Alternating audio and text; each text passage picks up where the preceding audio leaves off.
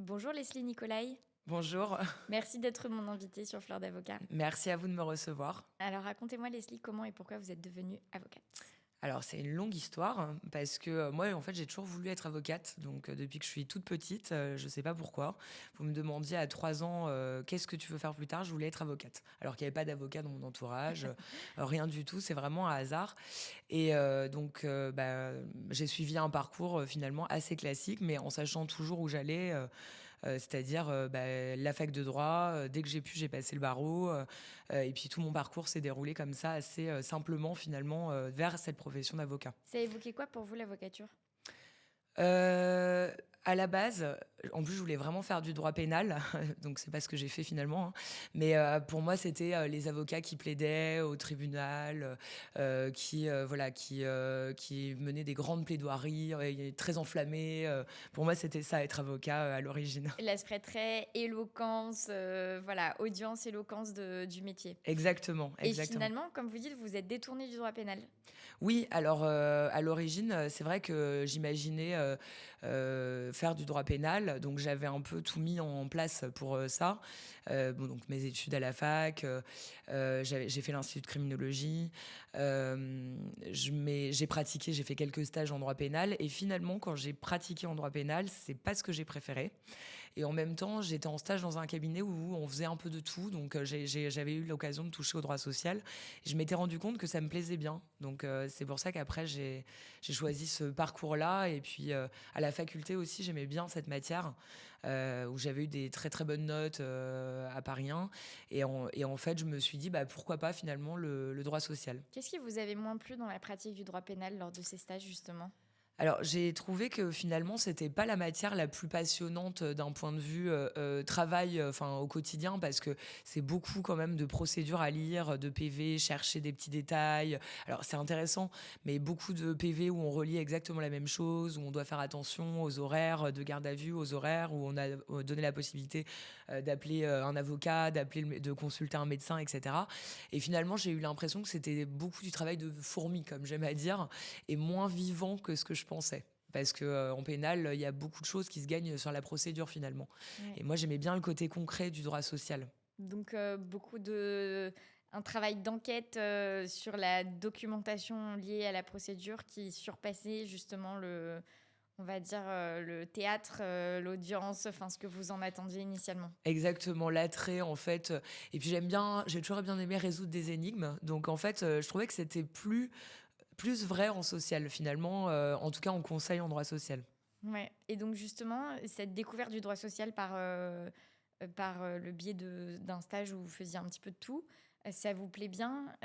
Comment est-ce que vous suivez derrière? Est-ce que ça vous plaît au point de vous dire: «Bon, bah, OK, hop, nouvelle direction, droit social à fond»? Est-ce qu'il y a eu quelque chose de plus flottant? Comment ça s'est déroulé? Oui, il y avait quelque chose de plus flottant.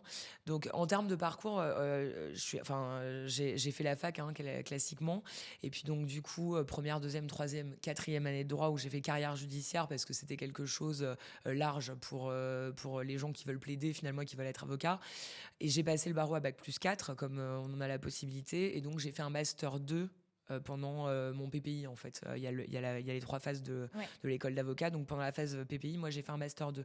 Donc j'étais engagée dans un parcours plutôt droit des affaires. Je faisais pas de droit social parce que j'avais peur de pas avoir de débouchés par un peu méconnaissance du marché, hein, ignorance parce que Clairement, finalement parce que ouais. je pense que s'il y a bien un domaine dans lequel il y a des débouchés, c'est le droit social. C'est ça. Donc, vraiment mes connaissances du marché, petite jeunette, j'ai toujours travaillé pendant mes études, bon, j'avais la tête aussi à, il faut que je paye mes études, il faut que je travaille, et cetera.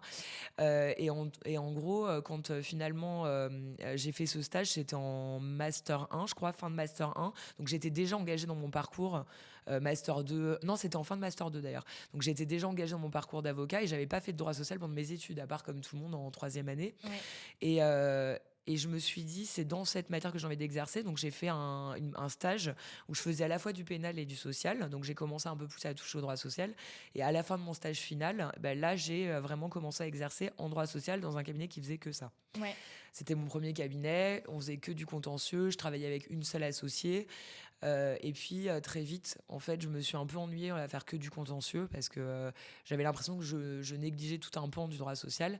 Et je suis arrivée donc dans un autre cabinet avec un associé, Grégory Chastagnol, qui est aujourd'hui un de mes associés dans mon cabinet et qui m'a vraiment fait découvrir cette matière avec tout l'aspect conseil qui était complètement passionnant, quoi, en fait, parce que il y avait beaucoup plus d'attrait intellectuel, beaucoup plus de choses à trouver, des solutions innovantes à trouver, à créer, etc.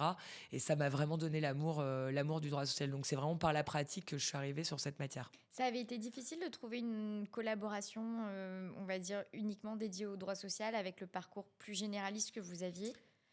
Non, parce Non. que alors j'ai eu la chance, donc j'étais dans mon stage final, je l'ai fait avec un avocat qui travaillait tout seul, donc qui était un ancien secrétaire de la conférence et donc qui faisait du social et du pénal. Et il partageait ses locaux avec d'autres avocats qui exerçaient aussi pour leur compte, en fait.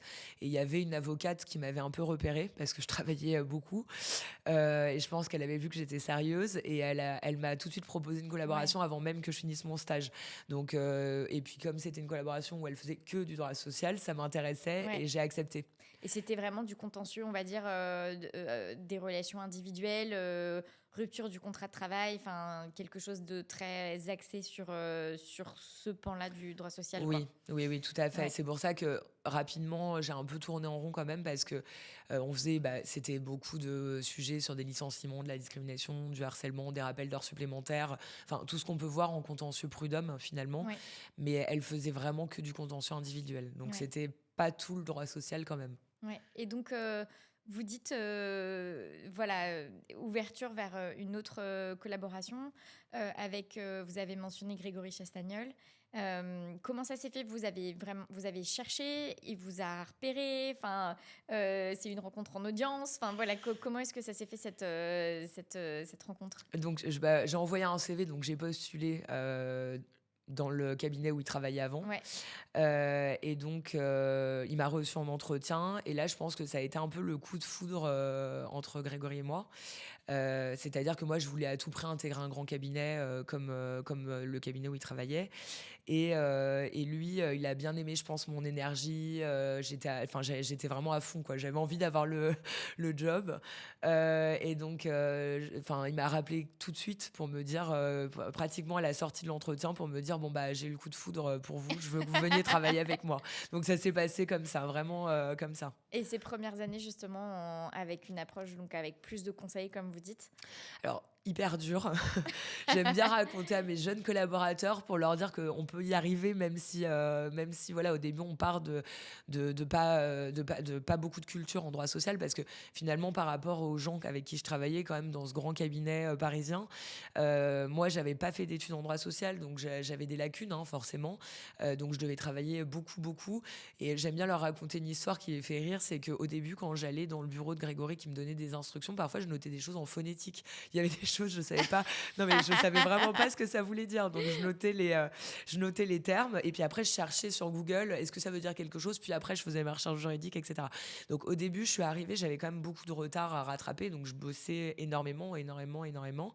Et puis après, au bout d'un an et demi, où j'avais un rythme effréné, j'ai continué à avoir un rythme effréné, mais au moins je comprenais tout ce qu'on me disait. Voilà. Et puis quelques années plus tard, à force de travailler, bon, bah, j'étais au même niveau que tout le monde. Même, j'ai même été promue à l'association dans ce cabinet. Ouais. Et après, bon, bah, l'aventure a continué quand j'ai créé Factory avec les 5 autres fondateurs du cabinet. J'en parlais récemment avec un avocat qui fait aussi une matière spécifique droit de la protection sociale, vraiment plus ça que le droit du travail stricto sensu, qui a recruté une avocate qui vient pas de ce secteur-là, qui a un parcours plutôt contentieux généraliste, enfin contentieux des affaires généralistes. Et voilà, et en fait, il disait, bah, c'est vrai que, elle n'a pas les réflexes de la protection sociale, etc. Et on réfléchissait ensemble sur le fait que finalement, ce qu'apporte une formation initiale, un master 2 ou même un master 1, mais une formation initiale qui aborde une matière, c'est moins la compétence pratique que en fait, la culture un peu générale sur une matière qui fait que on n'est pas perdu quand on nous donne un terme. Enfin, je veux dire, globalement, on l'a déjà entendu et on peut à peu près le relier à quelque chose, même si quand on démarre, finalement, on n'a aucune compétence dans sa mise en application d'une certaine façon. Mais au moins, il y a cette espèce de première barrière de je connais le terme et je sais à peu près où est-ce que ça se situe dans le programme Oui, et à quelle grande notion est-ce que c'est relié, quoi. Donc, c'est vrai que la marche, on va dire, à passer quand on fait ce step, transition, ouais, cette ouais, ouais. transition sans avoir fait de formation initiale, c'est finalement un peu d'aller chercher cette culture générale de base C'est pour. exactement ça, hein, c'est tout à fait ça. Au début, on a un peu perdu parce que bah, on voit bien. Alors évidemment, quand on nous parle de termes courants comme des licenciements, des ruptures conventionnelles, tout ça, on n'est pas perdu. Ouais, Mais après, quand on nous parle moi je me rappelle au début, on faisait un peu d'épargne salariale, donc enfin je dis au début, on en fait toujours, mais maintenant on a un département dédié, donc c'est plutôt ce département qui va traiter ces sujets-là. Mais au début, on parlait de Perco, de PE, de CET, voilà, c'est plus ça, les ouais, abréviations qu'on maîtrise pas. Mais bon, après, une fois qu'on a le terme, qu'on voit que ça veut dire quelque chose, qu'on a compris qu'on avait bien entendu le mot, bah, c'est comme tout, en fait, quand on a la tête bien faite, finalement, on va aller chercher, puis on va regarder toutes les bases de données, on va se cultiver, etc. Finalement, enfin, moi, ce que je constate maintenant que j'ai formé quand même pas mal d'avocats, que j'ai une équipe avec des gens que j'ai vu évoluer, parce que j'ai une équipe très stable, donc j'ai recruté des gens en stage parfois, et puis il y en a certains maintenant, c'est mes associés, et puis d'autres, c'est mes collaborateurs off console. Mais je me limite pas dans mes recrutements à des gens qui font que du droit social. Je sais que ça va être plus simple les premiers mois avec quelqu'un qui maîtrise un peu les notions, mais même quelqu'un qui ne maîtrise pas les notions, à partir du moment où cette personne est motivée, a envie, est travailleur, et puis à la tête bien faite, donc c'est faire des recherches finalement. On va y arriver en fait. Et j'ai notamment une de mes collaboratrices qui a le même parcours que moi, c'est-à-dire elle a fait du droit des affaires hein, plutôt. Et puis là, voilà, ça fait 3 ans, quasiment 3 ans qu'on travaille ensemble, pas de problème. Enfin, elle maîtrise parfaitement, elle sait où chercher, et c'est pas gênant finalement qu'elle ait pas commencé en droit social. C'est pas du ouais. tout gênant.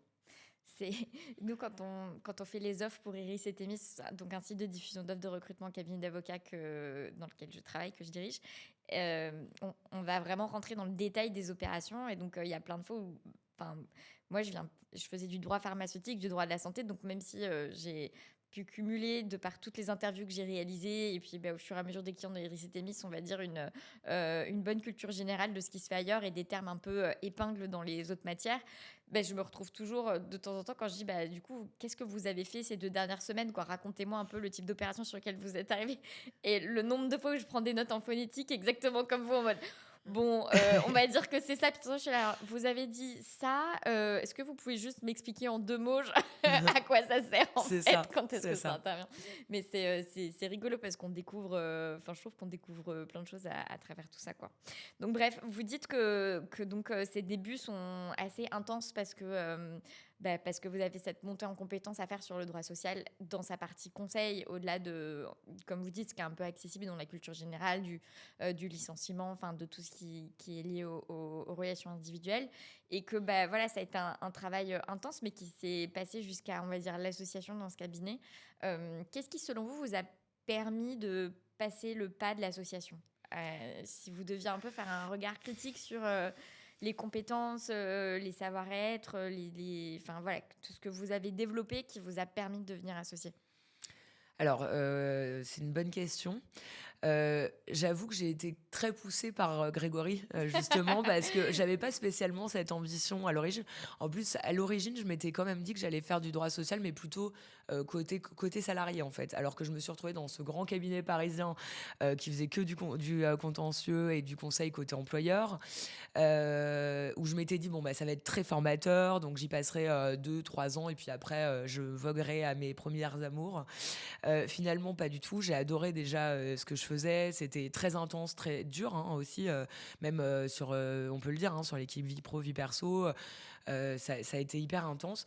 Et en fait, Grégory, je pense qu'il avait aussi détecté le fait que, bon, il voyait que je suis montée quand même très vite en compétence sur le plan technique, etc., que j'étais une grosse travailleuse, mais que j'avais aussi ce relationnel avec les clients qui se passait bien, où j'avais l'appétence et l'envie, en fait, de développer aussi le côté un peu commercial. Ça me plaisait, ces aspects-là aussi. Et donc, je pense qu'il voyait bien que finalement, les clients avec lesquels je travaillais, ils avaient envie de continuer à travailler avec moi, que j'arrivais à avoir pas mal de contacts, de réseaux, etc. Et donc, une fois qu'il a senti que j'étais prête finalement sur le plan technique et sur le plan commercial, on va dire, il a eu envie de me présenter. Donc en fait, est-ce qu'on est vraiment prêt? J'en sais rien. En tout cas, il m'a présenté comme pré-associé parce qu'il y avait un statut de pré-associé. J'ai été prise par le cabinet sur ce niveau-là. J'ai recruté un stagiaire avec qui ça s'est extrêmement bien passé. J'ai eu cette année avec lui où on a vraiment travaillé tous les deux main dans la main et qui est un de mes associés aujourd'hui chez Factory. Donc je suis hyper fière de lui. Il s'appelle Victor Roisin. Donc on a travaillé ensemble nuit et jour, j'ai l'impression parfois. J'ai l'impression on passait plus de temps ensemble, je pense, qu'avec mon conjoint, que moi avec mon conjoint. Mais voilà, on travaillait vraiment beaucoup, on aimait bien ce qu'on faisait, etc. Et puis après, j'ai eu une première collaboratrice qui est une de mes collaboratrices encore aujourd'hui, Katia Sheba, qui est collaboratrice of Counsel dans mon équipe. Et en fait, j'ai eu ces deux personnes qui ont été vraiment dans une dynamique avec moi, qui m'ont donné l'appétence pour le management aussi, parce que j'étais un jeune manager, hein, j'avais jamais managé personne. J'ai eu une assistante avec laquelle je travaille encore aujourd'hui aussi. Et donc, on était notre petite équipe finalement dans l'équipe de Grégory. Donc, il y avait Katia, Victor, Siam et moi. Et après, ça s'est fait naturellement parce que finalement, j'étais déjà une sous-équipe dans l'équipe, on avait déjà commencé à développer, etc. Et quand ça s'est fait assez naturellement, l'année d'après, de me présenter à l'association, j'avais un bon dossier, j'avais réussi sur le plan technique, sur le plan commercial, encore une fois, j'avais une équipe déjà structurée. Donc ça s'est fait quand même assez naturellement de devenir associé dans ce cabinet, qui était le cabinet Fromont-Briens. Donc, et voilà, qui a été mon premier cabinet où j'ai été associée. Et ça s'est fait assez naturellement finalement Ouais. après. C'est intéressant parce que vous avez voulu, on va dire, quitter une pratique exclusivement dédiée au contentieux individuel, où j'imagine que vous étiez côté salarié. Oui, enfin les deux en fait. Les Dans le deux, cabinet, ouais. on avait un peu de tout. Et que vous aviez cette envie de rejoindre vraiment un grand cabinet. Vous aviez identifié Fromont-Briens, mais je sens que votre candidature, ça avait été aussi d'aller dans des plus grandes structures, en fait. Et à côté de ça, que c'est presque... Enfin, initialement, vous pensiez être plutôt salarié, côté salarié. Et Oui. est-ce que quand vous avez fait ces candidatures vers une grande structure, c'était en vous disant, c'est bien si je vois ce que c'est. Enfin, dans les grandes structures, ils vont plutôt travailler côté employeur, mais c'est bien que j'ai cette vision des choses pour ensuite, on va dire, revenir à du salarié, mais voilà, enrichi, on va dire, de cette vision des choses. Ou est-ce qu'il y avait une forme de naïveté dans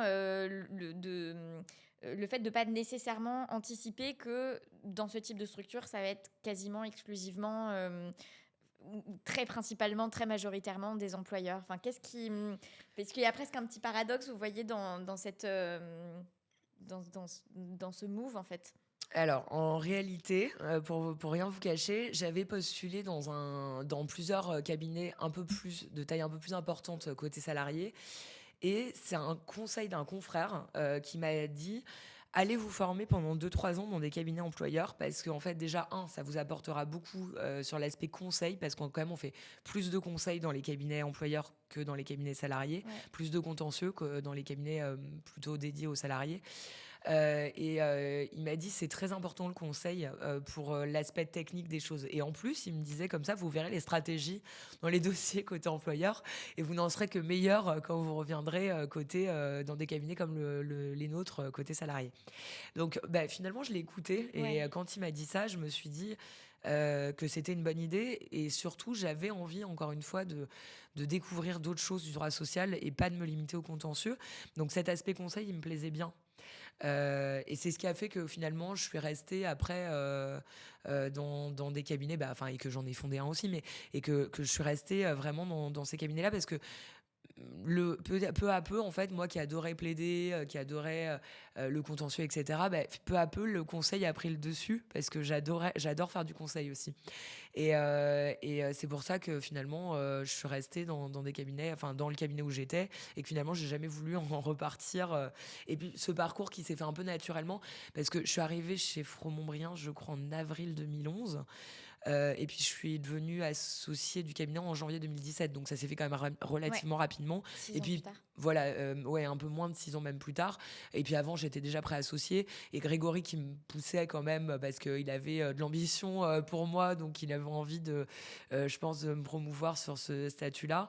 Et, euh, et ça s'est fait en fait un peu naturellement. Après, j'allais tout droit, je me suis pas trop posé de Ouais. questions sur quand finalement on fait quelque chose qui nous plaît, etc.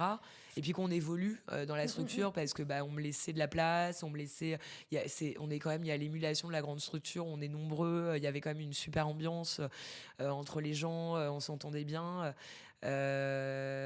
Avec plusieurs, j'avais une équipe de copains aussi avec qui on grandissait ensemble dans la structure. Donc finalement, on n'a plus envie de partir parce que on travaille dur, mais le soir, on va boire des verres au bar à côté, un peu à la Friends avec ses amis. Voilà, donc il y a tout ça qui fait que qu'on n'a plus envie finalement, on réfléchit pas spécialement à partir. Ouais, bah, c'est une découverte qui ouvre d'autres perspectives, quoi, Voilà, et c'est ça. avec d'autres opportunités.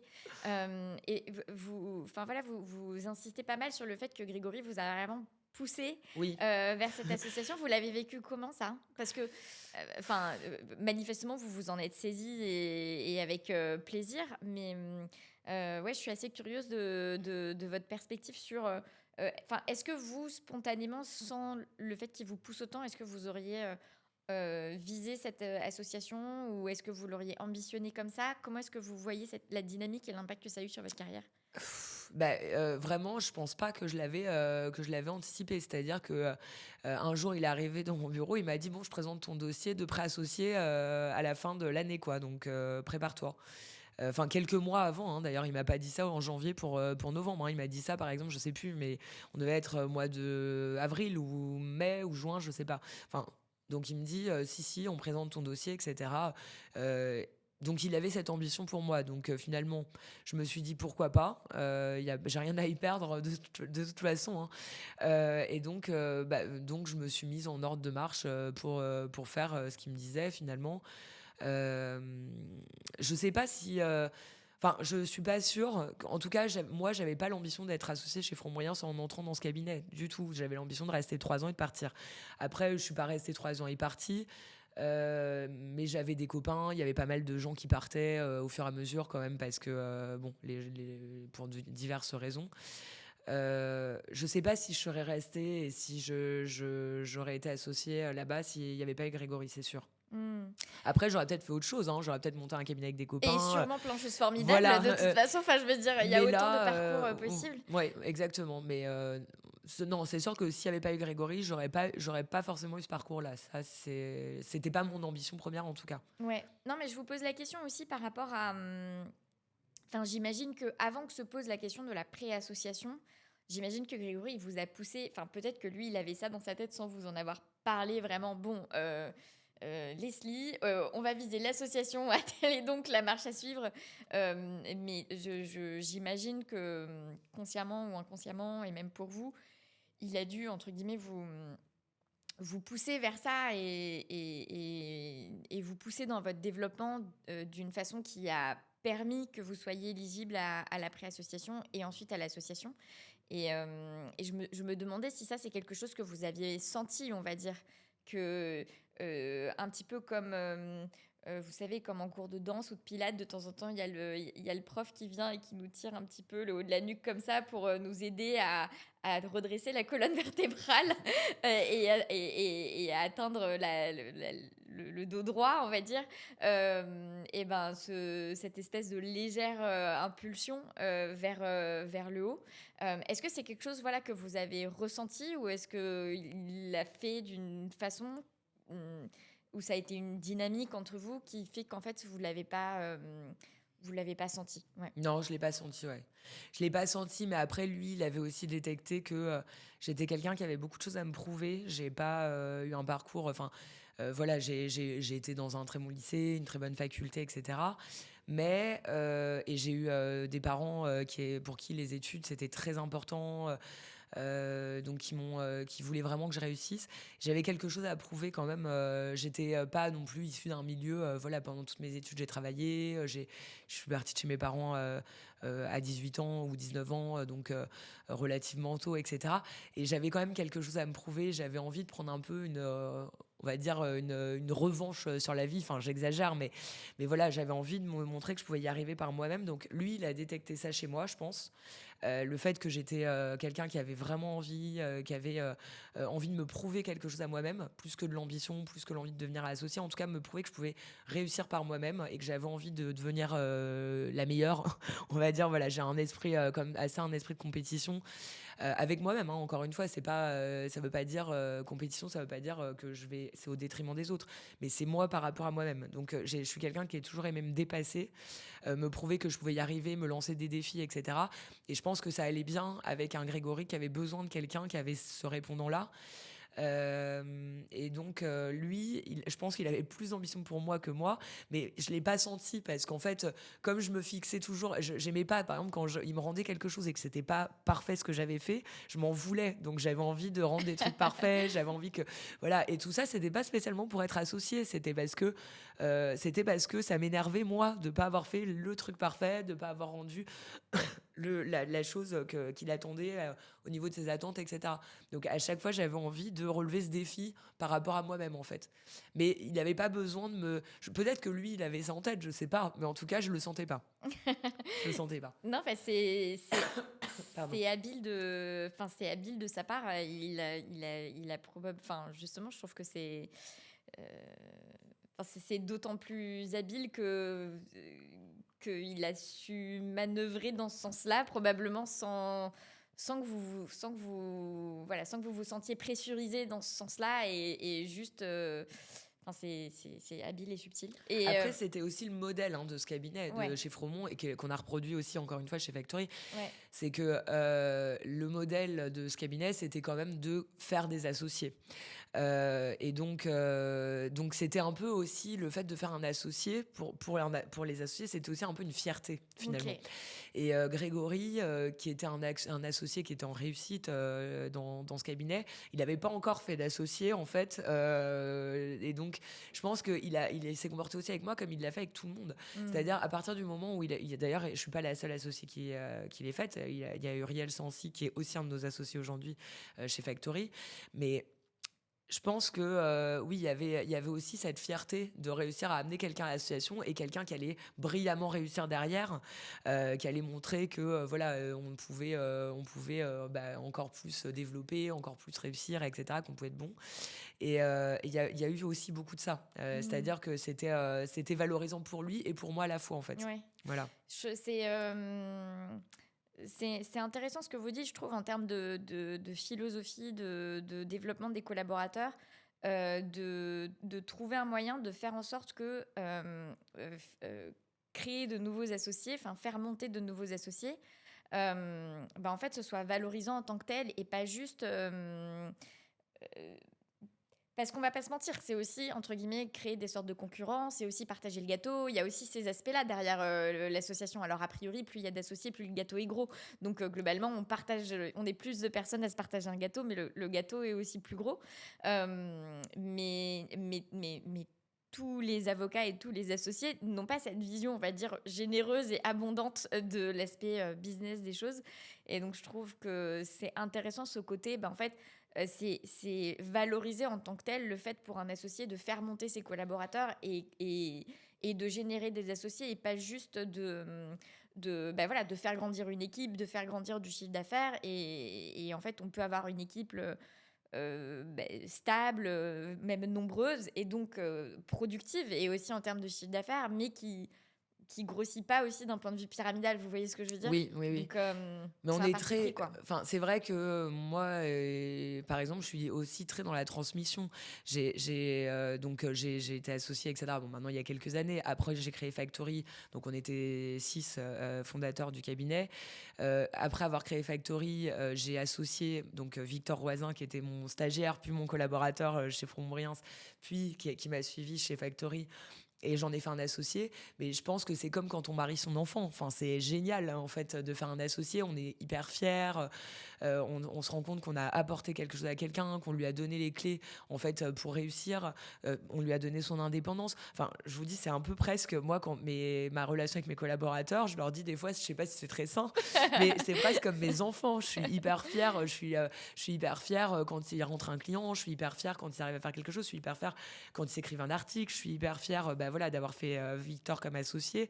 Et je pense que Grégory, ça lui a inspiré le même sentiment avec moi. En plus, quand ça marche, lui, donc, quand il m'a associé, première année d'association, j'ai doublé mon chiffre d'affaires, j'ai battu le record des jeunes associés en première année d'association. C'est moi personne n'avait jamais fait autant de chiffre d'affaires en première année.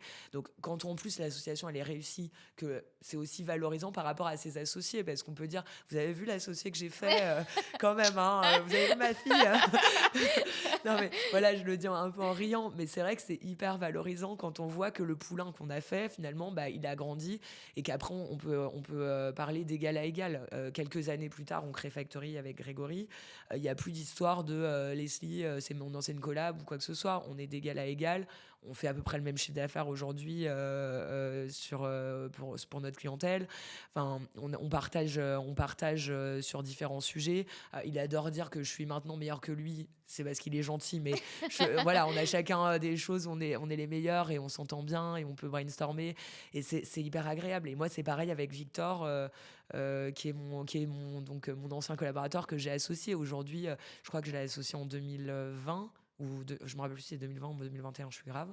Mais en tout cas, pour moi, maintenant, il a rien d'un stagiaire ou d'un collaborateur. C'est mon associé. On est d'égal à égal. Il n'y a pas de notion de hiérarchie, etc.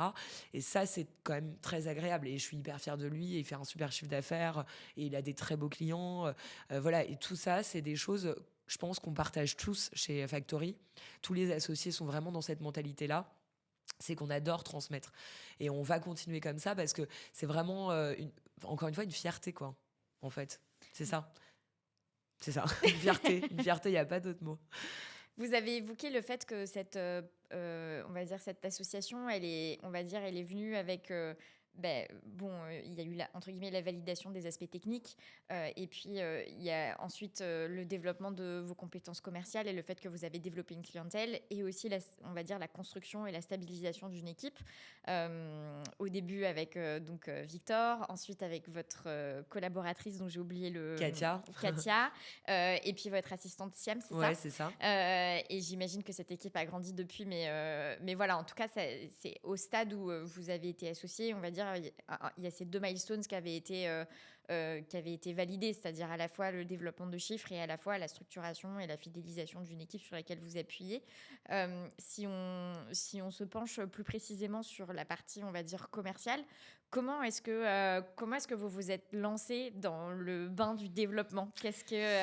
Comment ça s'est passé? Ça n'a pas été évident au début. Bon, déjà parce que je travaillais énormément. En fait, les journées font que 24 heures. Donc, au début, ça a été un peu compliqué. Après, je pense que j'ai essayé, en fait. J'ai tâtonné, j'ai fait plein de choses. J'ai un peu tâtonné à droite à gauche. J'avais fait beaucoup de développement interne, c'est-à-dire du développement des clients qu'on m'avait confié, que Grégory m'avait confié. Donc, ça, je les avais déjà largement développés.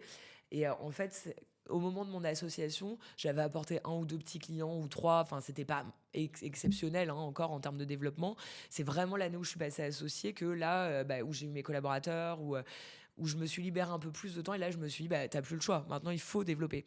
Et donc, finalement, j'ai fait quelques bonnes rencontres que j'avais provoquées. Hein, je veux dire, en sortant, en allant dans des forums, en allant dans des dîners, en allant... Voilà, je pense que si j'ai un conseil à donner sur le développement, de toute façon, à n'importe quel avocat, et jeune avocat en particulier, il faut sortir de son bureau. Moi, c'est ce que je dis toujours à mes collaborateurs. On ne trouve pas des clients en restant derrière son bureau. Donc, il faut sortir, il faut se faire connaître, il faut oser, il faut parler. C'est pas facile au début. Hein, donc, je me suis retrouvée, notamment, donc j'ai fait une belle rencontre avec quelqu'un dans un fonds d'investissement et qui a demandé à me rencontrer, qui m'a fait passer quasiment un entretien. Un entretien, c'était un peu bizarre la conversation. Et puis après, j'ai pas eu de ses nouvelles pendant 1 mois, 2 mois, etc. Et puis au bout de 2 mois, j'ai quelqu'un qui a repris contact avec moi de ce fonds d'investissement, qui m'a demandé d'animer des formations. Et là, j'ai commencé à rencontrer plein d'entreprises qui étaient des entreprises du fonds, enfin dans lesquelles le fonds avait des intérêts. Et là, j'ai commencé à me faire connaître. Donc premier client, deuxième client, troisième client. Enfin, et puis ça a été une embellie incroyable. Ouais. Voilà, donc j'ai eu ça. Après, je suis dans des réseaux, etc. Donc, pareil, la notoriété. Puis, j'écris beaucoup d'articles, je fais des interviews. Enfin, après, il y a plein de choses. Et puis après, plus on a une bonne renom, plus on est recommandé, plus on a Oui. des clients. Voilà, Oui, oui, oui, la visibilité amène la visibilité et le exactement. business amène le business. Ça, j'étais curieuse sur ce que vous avez dit, je suis curieuse de plusieurs choses. Déjà, vous avez dit que vous avez commencé par, on va dire, bien développer les clients qui vous avaient été confiés par Grégory. Et qu'est-ce que vous appelez développer un client? Et puis, deuxième question, comment est-ce que vous vous y êtes prise pour développer un client? Alors, je vais vous donner un exemple peut-être très concret sur un de mes clients. Et en plus, qui est un de mes beaux souvenirs, il y a un client avec qui on a commencé à travailler qui nous avait juste appelé, il nous avait confié une problématique, bon, un peu, je pense, à tâtons, il cherchait un nouveau cabinet. Donc Grégory me confie ce client, je traite un premier dossier pour eux. Et donc, ils sont contents. Et puis, ils m'en confient un deuxième, un troisième. Et en fait, c'est ça, développer un client. C'est faire en sorte que on donne, enfin, la manière dont on les conseille, dont on les accompagne, ça leur donne envie de revenir, en fait. Ils se disent, le client, il se dit, en fait, quand j'appelle Leslie, c'est fluide, elle est disponible. Donc, quand j'ai besoin de la joindre, j'arrive à la joindre. Ce qu'elle me rend, c'est parfait. C'est exactement ce dont j'ai envie. Donc, quelque chose de très opérationnel. Là, par exemple, ce qui est recherché. Et quand elle gère le dossier, elle le maîtrise sur le bout des doigts. Elle a des stratégies innovantes. Elle me dit pas ce que tout le monde me dit, les conseils qu'on va me donner sur le marché. Et donc et en plus, elle est abordable. C'est-à-dire que ce que je fais, j'essaye toujours de le vulgariser. Moi, quand je forme mes équipes, par exemple, je leur dis toujours, il faut que n'importe qui lise votre consultation ou vos conclusions, tout le monde comprenne. C'est-à-dire que quelqu'un qui fait du droit ou pas de droit, la personne sache exactement ce qu'elle a à faire. C'est-à-dire qu'elle sache que à telle date, il faut qu'elle envoie tel acte et il y a l'acte en pièce jointe. Voilà. Aller jusqu'au bout des choses dans l'opérationnalité aussi. C'est hyper important pour moi, ça. Et je pense que ça, c'est ce qu'apprécient les clients chez moi, au-delà du fait que je suis sympa, c'est pas pour m'envoyer une fleur, mais j'essaye d'être sympa, j'essaye d'être abordable, etc. Et je montre à mes clients que je suis là pour eux. Et en fait, quand on met tout ça en musique et qu'on montre qu'on a de la combativité aussi pour les dossiers, ce client, là, il m'avait vu plaider une fois, je m'étais battue comme une lionne dans un dossier. La première fois, je me retrouve avec le DRH du groupe qui a peut-être 65 ans. Euh, enfin, j'exagère, mais plus de 60 ans en tout cas. Moi, je devais avoir, c'était un peu avant d'être associée, je devais avoir 28, 29 ans. Et j'ai un dossier sur une contentieux expertise PSE. Je me bats comme une lionne à l'audience, etc. Il me voit et je me suis même dit si il va avoir peur de moi, quoi. Il va se dire c'est qui cette folle, un peu en mode je prends le dossier à bras le corps. Et en fait, du coup, on a gagné le dossier même plus que, c'est un peu bizarre, même plus qu'on a gagné l'Ultra Petita, plus que ce qu'on avait demandé. Donc le client après il était voilà, tous les dossiers il voulait les envoyer à Leslie, il voulait bosser qu'avec moi, il m'appelait régulièrement et puis finalement ce que peut-être avant il confiait à ou un autre cabinet ou À en plusieurs interne cabinets ou en interne. ou en interne, non, tout venait chez moi. Donc c'est ça le développement dont Ouais. je parle. Quand je parle de développer un client, c'est vraiment ça. C'est qu'en fait, le client, au bout d'un moment, il se dit c'est plus facile quand je l'appelle que quand je l'appelle pas.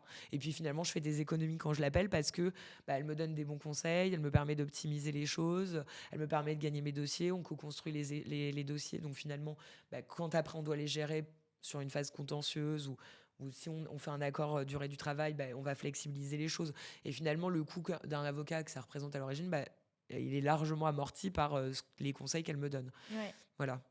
Et vous dites, on va dire, avant enfin, quand vous étiez pas encore associé et que donc, on va dire, le développement se faisait quand même beaucoup en plus de tout le reste. Vous dites, j'ai essayé plein de choses, j'ai vachement tâtonné. Est-ce qu'il y a des choses, des tâtonnements justement dont vous vous souvenez euh, qui sont tombées à l'eau, enfin des choses qui n'ont pas fonctionné, ou est-ce que vous diriez que en fait c'était juste les premières graines de ce que vous avez fait ensuite de façon plus intensive en sortant énormément, vous investissant, enfin quel est votre regard là-dessus sur un peu la différence entre la qualité de ce que vous aviez mis en place avant et après? Mmh. Beh, je pense que aujourd'hui encore, je tâtonne, hein, en vrai, hein. Alors, c'est facile de dire ça avec, enfin, maintenant, je suis quand même des chiffres d'affaires importants sur le marché du droit social français, donc c'est facile de dire ça, mais en vrai, je tâtonne encore. C'est-à-dire que et je tâtonne aussi avec mes collaborateurs, comme je leur dis, il faut essayer des choses, en fait. On peut pas savoir ce qui marche pas. Déjà, l'époque évolue tout le temps, donc en fait, ce qui marchait hier marche plus aujourd'hui, ce qui marchera demain, on sait pas ce que c'est. Donc, en fait, quand je parle de tâtonnement, je vais dire je vais vous donner un exemple qui n'a pas marché du tout. C'est qu'à un moment donné, j'avais une amie à moi qui travaillait dans le domaine de la presse, et je lui avais dit tiens, je pense que l'avenir, c'est les énergies renouvelables. Bon, ça, c'est vrai, c'est toujours vrai aujourd'hui. Mais je lui avais dit donne-moi toute ta base de données de journalistes dans les énergies renouvelables.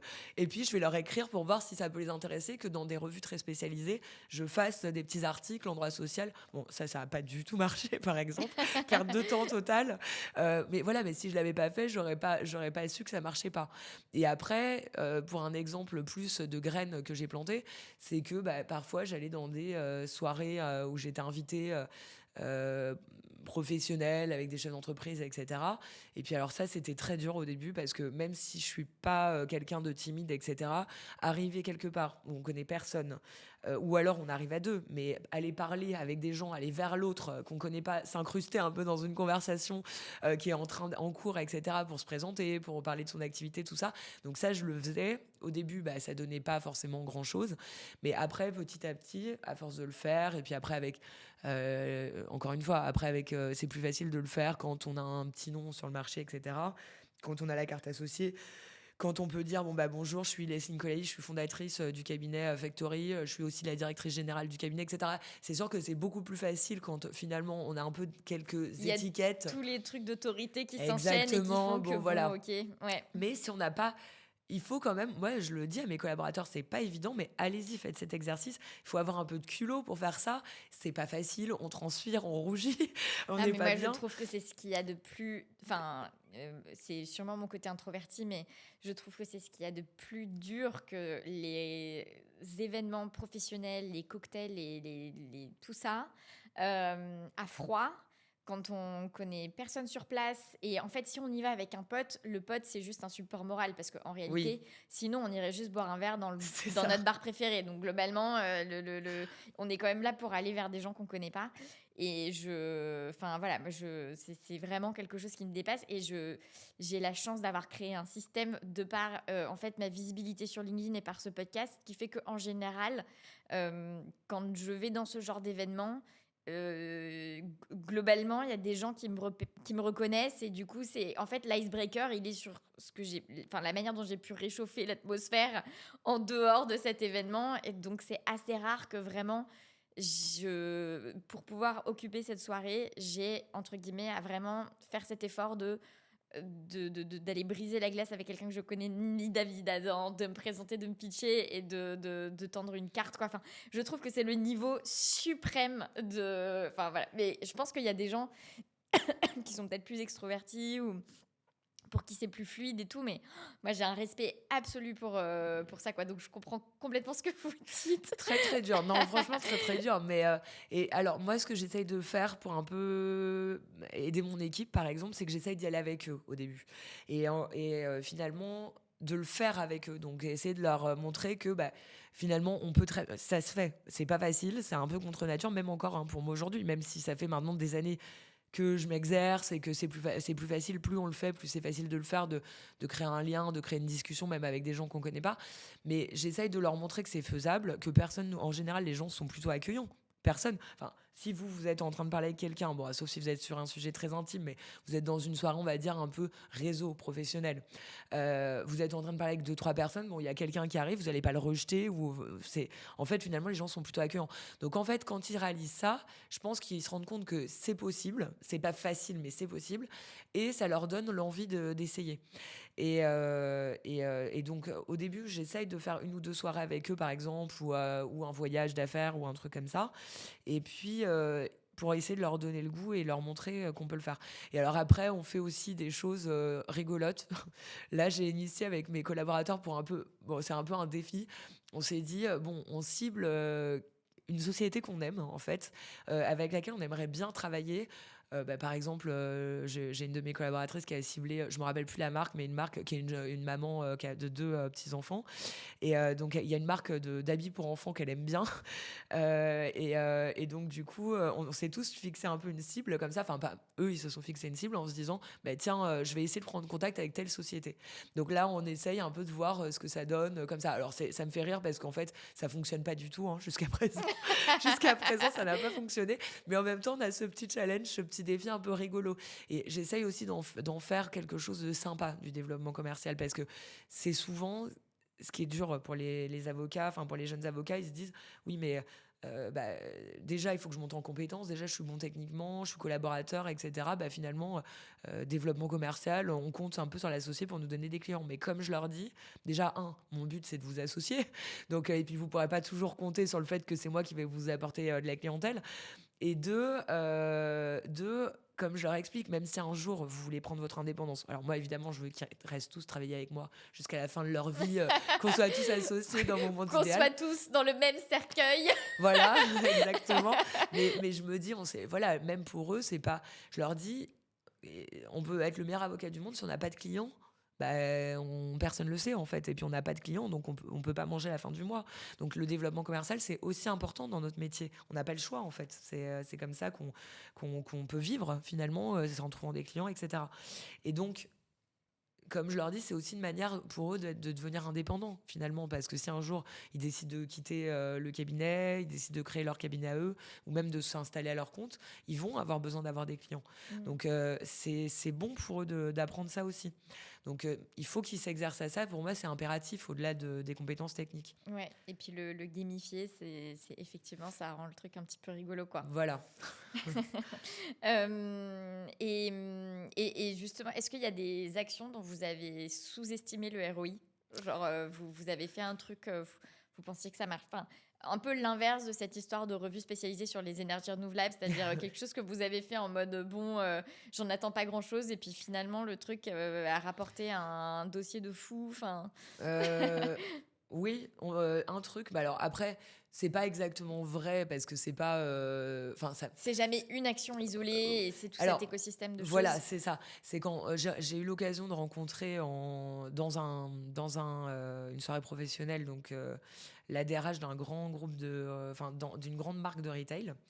Avec qui on est devenus assez copines. Finalement, à un moment donné, elle m'a proposé de faire un détachement. J'étais déjà associée, hein, j'étais jeune associée, de faire un détachement dans le groupe. Donc pour tout le groupe, qui est un énorme groupe français en retail. Donc au début, je me dis, oh là là, comment je vais faire? Parce que c'est un détachement de 4 mois, c'est des doubles journées. Enfin, j'étais jeune associée, j'avais déjà une équipe à manager, j'avais mes autres clients. Je me dis, est-ce que tu t'engouffres pas dans un truc? Enfin, est-ce que ça va vraiment valoir le coup? Et finalement, ce client, donc j'ai travaillé chez eux en détachement plusieurs jours par semaine. Alors que j'étais associée, je faisais des doubles journées, j'avais des cernes jusque-là.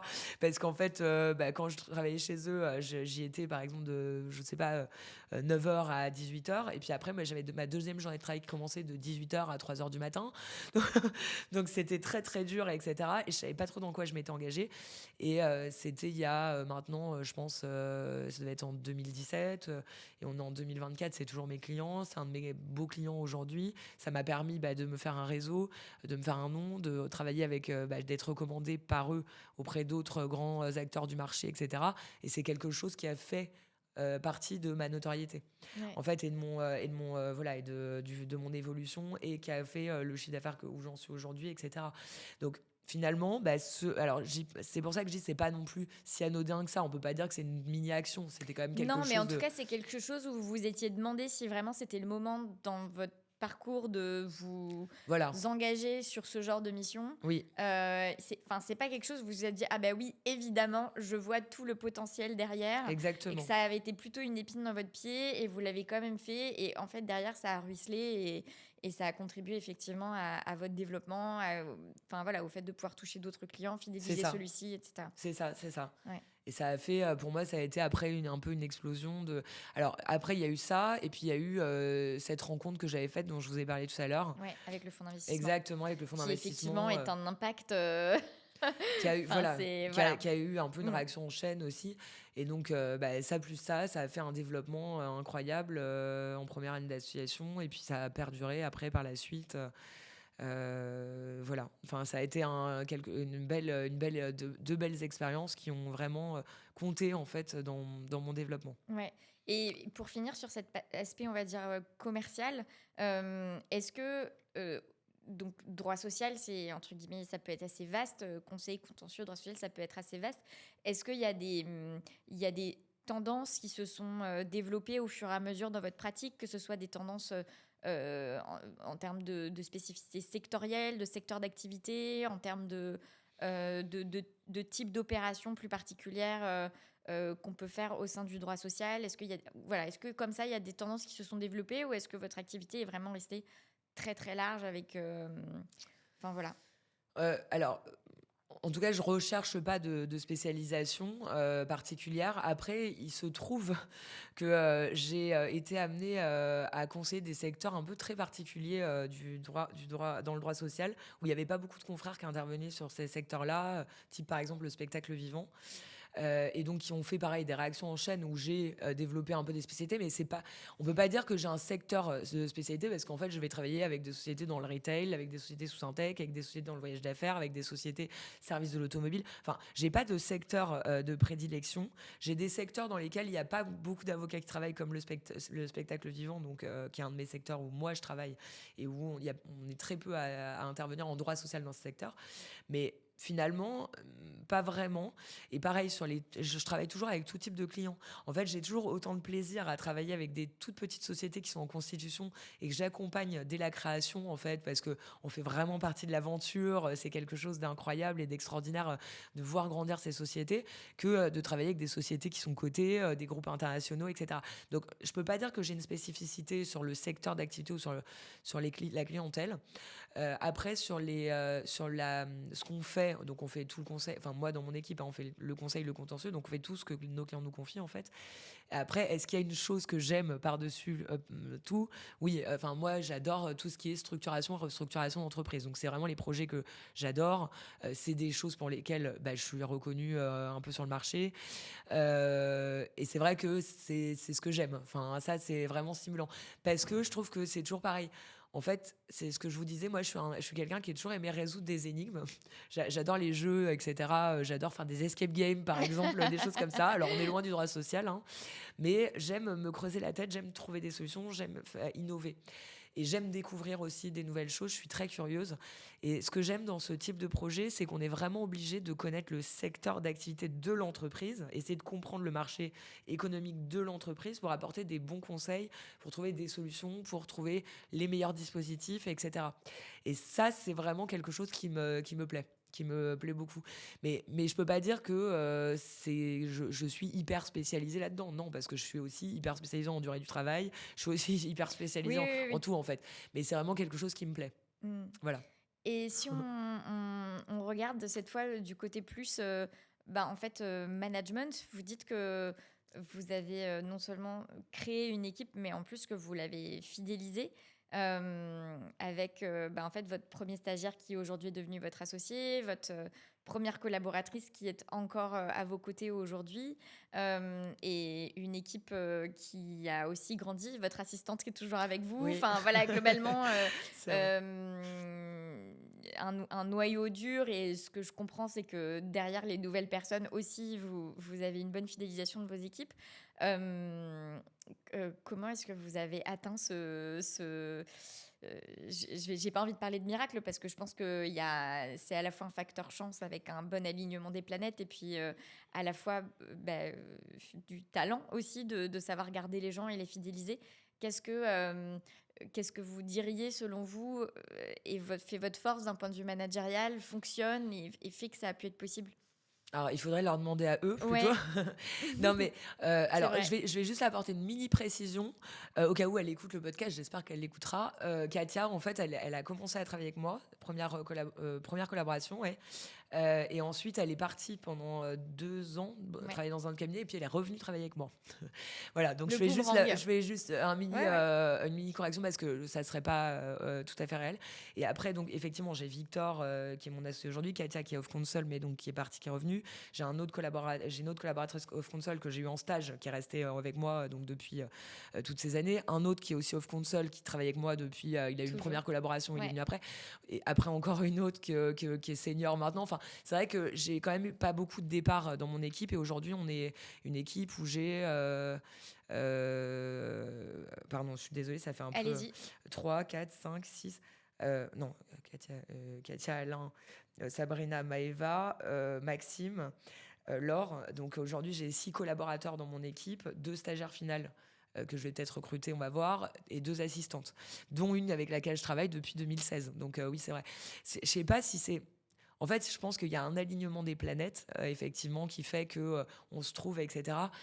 Je pense que ce qui les a fait, eux, rester dans les moments même difficiles, etc., c'est le fait qu'ils savent que j'ai beaucoup de reconnaissance pour eux. Enfin, c'est des gens, pour moi, que je respecte énormément, que j'ai envie de porter, que j'ai envie de faire grandir, que ils voient l'exemple aussi de Victor, même s'ils ne l'avaient pas à l'époque, mais ils savent que je leur veux du bien, en gros, ça c'est sûr, que j'ai envie de les faire mûrir, que j'ai envie de leur confier des dossiers intéressants, que j'ai envie de les travailler avec eux, et que je suis reconnaissante pour tout ce qu'ils font, en fait, au quotidien.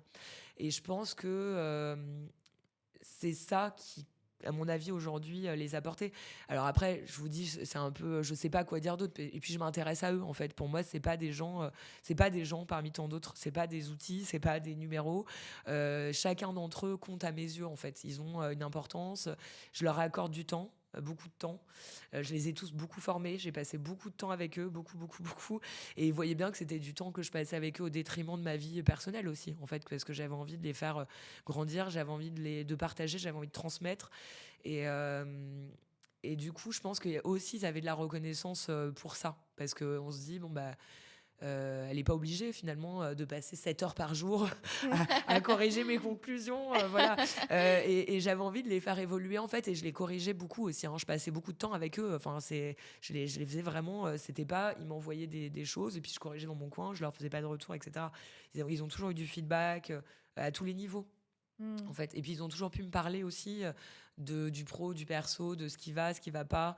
Eux aussi me faisaient un retour. Je me rappelle, Victor et Katia, je leur disais au début, et Siam aussi, je leur disais, moi je suis un jeune manager, j'ai jamais managé personne avant vous, donc je vais faire des erreurs et je vous prie de m'en excuser par avance, mais il faut pas hésiter à me le dire.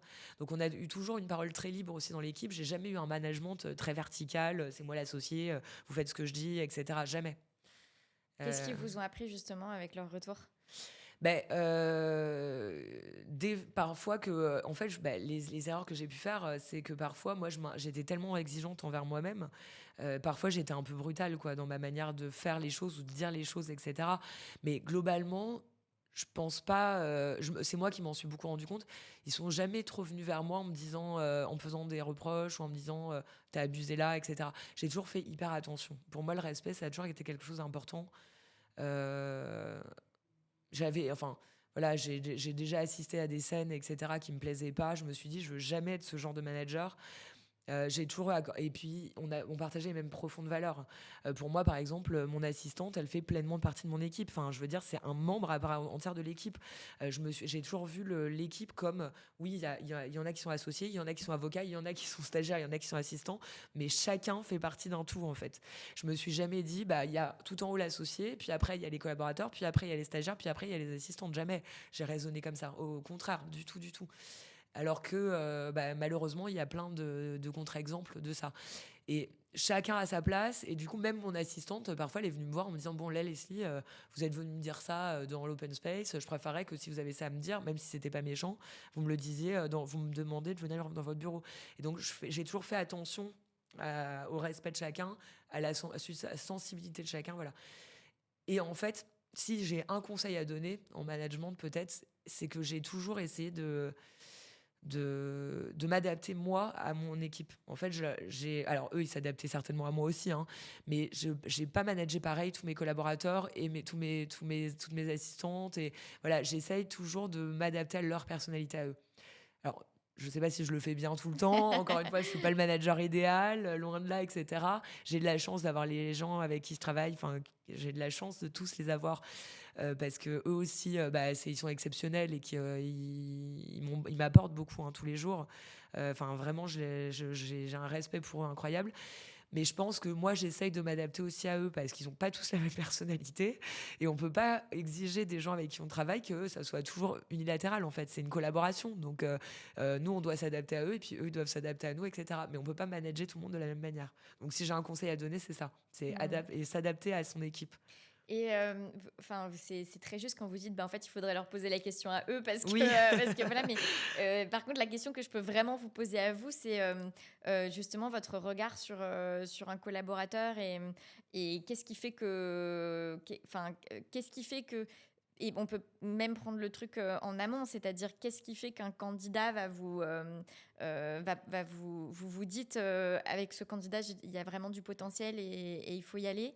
Peut-être première question au stade, on va dire vraiment du recrutement stricto sensu. Et deuxième question, en fait, qu'est-ce qui fait dans la posture, qu'est-ce qui fait un bon collaborateur? Alors, au stade de recrutement, moi, je marche beaucoup au feeling quand même. Je me fais quand même assez confiance sur mes ressentis par rapport aux êtres humains en général. Et j'ai quand même cette chance, je sais pas pourquoi ou comment, c'est même pas explicable en fait, mais quand je suis en recrutement, souvent je marche au coup de foudre au recrutement et je me suis rarement trompée. Ça m'est arrivé une fois ou deux d'avoir en plus d'être hyper intéressée par la personne, de la recruter et puis alors de m'être trompée vraiment. Ça m'est arrivé une fois où d'ailleurs j'ai pas gardé la personne. Enfin, c'est très rare. Ça m'est rarement arrivé dans ma carrière en fait. J'ai pas eu beaucoup de démissions dans mon équipe et j'en ai pas eu non plus beaucoup moi à rompre des collaborations. Mais en fait, le dernier recrutement que j'ai fait, je vais pas parler de Maxime parce que Maxime c'est le tout dernier, mais je l'ai pris en stage. Mais je vais prendre une collaboratrice, justement Maëva, qui est la dernière collaboratrice que j'ai recrutée dans mon équipe. Donc c'était il y a 2 ans et demi à peu près, ou 3 ans bientôt même. Je l'ai vue, sa manière de s'exprimer, elle n'avait pas le CV idéal hein, parce qu'elle avait fait beaucoup de droit des affaires comme moi en fait finalement. Donc c'est pas forcément le CV où on se dit des PRC, etc., le parcours classique des gens qui ont fait du droit social. Mais en fait, elle était incroyable, elle rayonnait à l'entretien, elle était motivée. Ça se sentait qu'elle avait envie. Je sentais qu'on allait bien s'entendre. Je sentais qu'on avait les mêmes valeurs. Donc déjà, ça m'a plu. Et après, moi, j'ai une spécificité dans mon équipe, c'est que je recrute jamais personne dans mon équipe sans faire valider par mon équipe. Parce que justement, on s'entend tous extrêmement bien. Il y a vraiment une entente assez extraordinaire qui fait la solidité de mon équipe aussi hein, aujourd'hui. C'est que j'ai toujours recruté en faisant valider à mes collaborateurs. Et si, par exemple, je vois quelqu'un qui me plaît à moi mais qui leur plaît pas, je la prends pas la personne, c'est sûr que non. Donc il y a toujours ça, cette double validation. Et donc après, une fois que moi elle m'avait vraiment plu, j'avais eu ce feeling avec elle, je sentais qu'elle avait envie, qu'elle allait être travailleuse, motivée, etc., qu'elle avait envie d'apprendre. Deuxième filtre, donc je l'ai fait rencontrer à mon équipe, ils l'ont adoré aussi. Et on s'est dit c'est bon, on a les mêmes valeurs, on va bien travailler ensemble. Et puis après le fond. Je veux dire, le droit social en lui-même, alors elle en avait déjà fait quand même, hein, elle n'était pas novice, elle avait déjà exercé un peu en droit social. Mais le reste, c'était sûr que ça allait suivre en fait. Quand l'entente va, quand la motivation est là, quand on a les mêmes valeurs, le reste, ça suit. Et c'est ça le plus important. Et après, qu'est-ce qui fait un bon collaborateur donc ça, c'était pour le recrutement. Le bon collaborateur, pour moi, c'est celui qui a envie d'apprendre, qui est motivé. En fait, la chose qu'on ne peut pas forcer, c'est l'envie. Moi, je pourrais jamais forcer quelqu'un à avoir envie d'apprendre ou à avoir cette curiosité intellectuelle ou la motivation de devenir, de progresser en ce domaine. Donc là, ça, je peux pas me substituer à quelqu'un pour l'envie ou la motivation. En revanche, bah, moi, ce que je peux promettre, c'est de former la personne, de l'accompagner dans ses projets. Si elle a envie d'écrire un article, bah, je vais lui dire, vas-y, on écrit un article. Tu as envie de faire des formations, bah, viens, on fait des formations. Je vais être là à tes côtés, je vais te faire progresser. Je peux accompagner, mais je peux pas remplacer la motivation. Et quelqu'un qui est motivé, ça n'a pas de prix à mes yeux. Et qui a la tête bien faite, bien sûr, hein, parce que motivation, ça suffit pas. Faut quand même avoir la Des tête bien neurones un faite. petit peu, Voilà, un petit peu voilà. agiles. Évidemment, évidemment. Comment est-ce que, enfin, on n'a pas parlé de et vous l'avez évoqué, le fait que, bah, non seulement enfin, mais tout simplement, en fait, la création de Factory puisque vous êtes Oui. devenus associés. Effectivement, bon, il y a tout ça qui vous a permis de le devenir et vous avez mentionné la création de Factory Avocat, donc avec 5 autres associés. Vous étiez 6, c'est ça? Oui, c'est ça. Comment s'est passée cette aventure? Ah, alors, c'est une belle aventure déjà. Et moi, j'ai la chance d'avoir quand même des liens assez forts avec chacun de mes associés. En fait, on était 5 donc, à venir de chez Frombriens. Donc, Grégory, dont on a parlé, Uriel, dont on a parlé aussi. Donc, il y avait aussi Benjamin Dessin, Alexandre Roumieux et moi. Donc, on était les 5 de chez côté Frombriens. Et puis, il y a Laurent Gamet de chez qui était issu de Flichy-Granger. Et moi, c'est vrai que j'ai la chance de. Enfin, les 4 de chez Frombriens, c'est tous des gens avec qui j'ai un lien assez fort. Grégory, bon, bah, c'était un peu mon mentor, c'est lui qui m'a formé. Uriel, ça a été mon co-bureau pendant des années. Alexandre, c'est un vrai ami, j'étais sa témoin de mariage. Enfin, voilà, on était déjà très amis en tant que collaborateurs. Et Benjamin, c'est vraiment devenu un de mes amis proches aussi. Donc, moi, j'avais cette chance de créer ce cabinet avec que des gens avec qui j'étais hyper proche. Et Laurent, Laurent qui était, que je connaissais moins forcément, mais qui a entendu un peu parler de notre projet, qui a voulu se joindre à nous pour créer Factory. Et donc, c'était assez intéressant parce que déjà complètement nouveau, hein, c'est pas du tout pareil d'arriver, d'être le 40e associé. Enfin, je sais pas combien il y a eu d'associés chez Frombriens, mais parce qu'il y en a qui sont partis, il y en a qui sont arrivés, etc. Donc, je sais pas la combienième associée j'étais, mais peut-être la 60e associée. C'est pas du tout pareil d'arriver dans un cabinet qui est une grosse machine, qui est déjà hyper structuré, où on n'a pas forcément déjà un vrai pouvoir décisionnel parce que malgré tout, tout fonctionne déjà. Enfin, il y a déjà un DAF, il y a déjà un DRH, il y a déjà un service facturation. On nous explique comment ça marche quand on devient associé. Quand on crée un cabinet comme Factory, on crée tout. Le nom du cabinet, c'est nous qui l'avons trouvé. Le site internet, c'est nous qui l'avons fait. Mes locaux actuels, parce qu'on a déménagé, vu la croissance du cabinet qui a été assez extraordinaire, on a été obligé de déménager il y a 2 ans. C'est nous qui avons fait toute la déco, les locaux. Enfin, on a tout choisi, en fait. C'est notre cabinet, c'est notre bébé. Et ça, c'est assez beau. Enfin, on lui insuffle la politique qu'on veut. On a envie de développer les nouvelles technologies. On a créé un logiciel parce que pour nous, ça nous tenait à cœur. Donc, on fait plein de choses dans le domaine du digital. Enfin, on est en train d'essayer de voir pour développer des bureaux à l'étranger. Enfin, en fait, il y a pas de limite en fait dans ce qu'on fait. C'est génial. On a une idée, on la met en œuvre, quoi. Ça émerge et puis hop, on la crée. Et ça, c'est incroyable. Par contre, ça a été extrêmement difficile parce que on ne savait pas faire, en fait, hein. On arrive, on est 6. Ok, bon, alors maintenant, faut payer le loyer, faut faire la facture, faut que ça fonctionne, faut faire des recrutements, faut publier des annonces. Et puis au début, on n'a pas de personnel. On était 30 à peu près au démarrage parce qu'il y a nos équipes enfin, la plupart des gens de nos équipes nous ont suivis. Mais on n'avait pas de fonction support. Donc c'est nous les fonctions support. S'il faut aller chercher du papier pour l'imprimante, s'il faut... Enfin, vous voyez, tout ça, c'était nous qui devions gérer tout ça, en fait. Et les badges des nouveaux arrivants, les paramétrages des ordi, enfin, tout, en fait, tout. Et ça, c'était dur, hein. C'était dur. En plus, on est arrivé... Non, mais c'était une aventure de dingue. On est arrivé quand... Non, mais j'aurais aimé qu'on prenne des vidéos, je pense qu'on doit en avoir, et qu'on fasse... Là, le cabinet va avoir 5 ans cette année.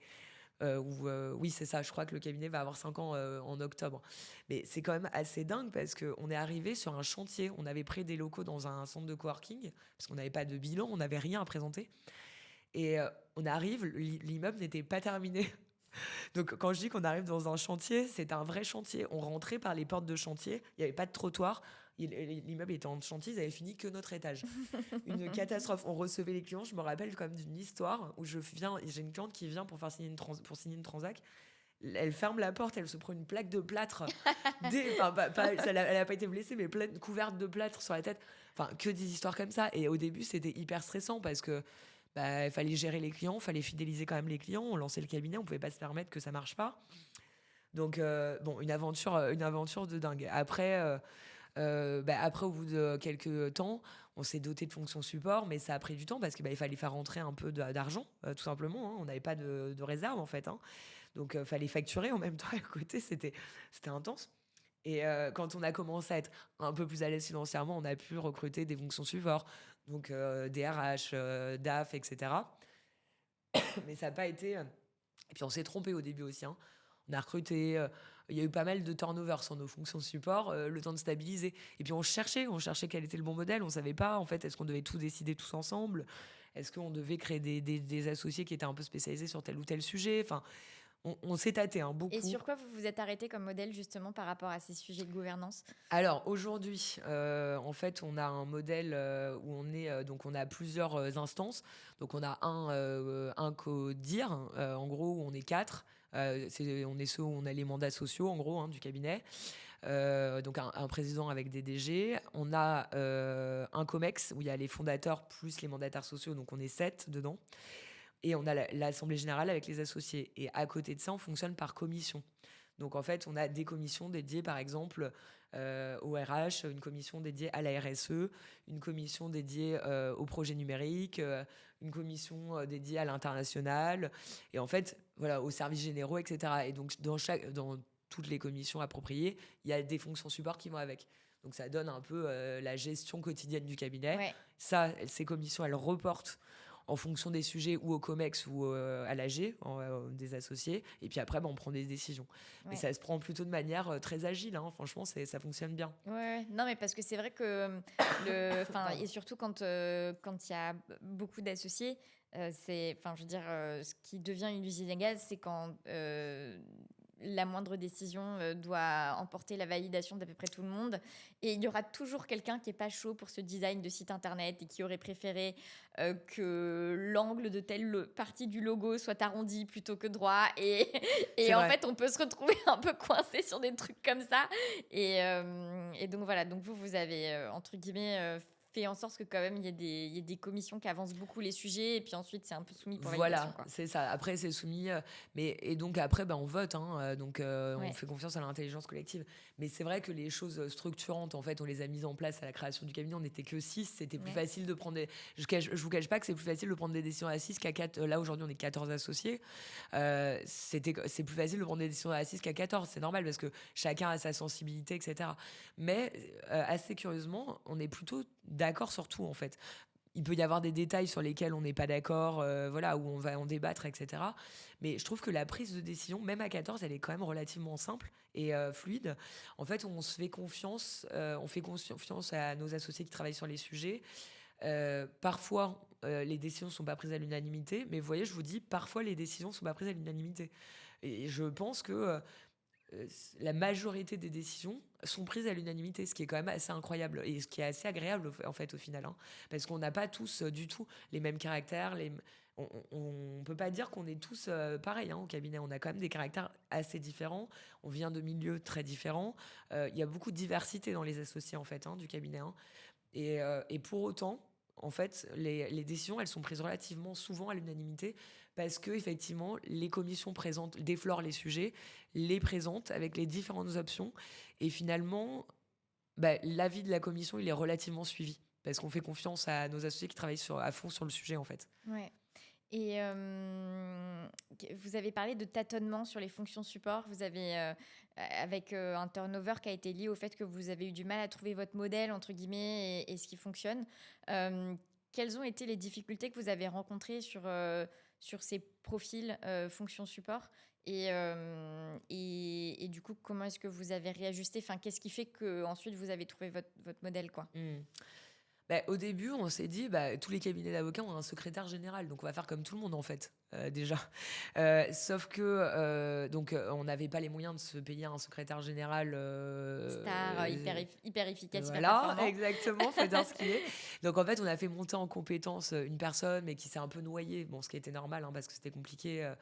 De prendre un peu plus d'ampleur, etc. Alors qu'on n'a pas forcément le background pour ça, etc. Mais bon, on n'était que 30 à l'époque, hein, on n'était pas plus. Aujourd'hui, on doit être un peu plus de 130 au cabinet, donc c'est sûr que c'est pas la même taille.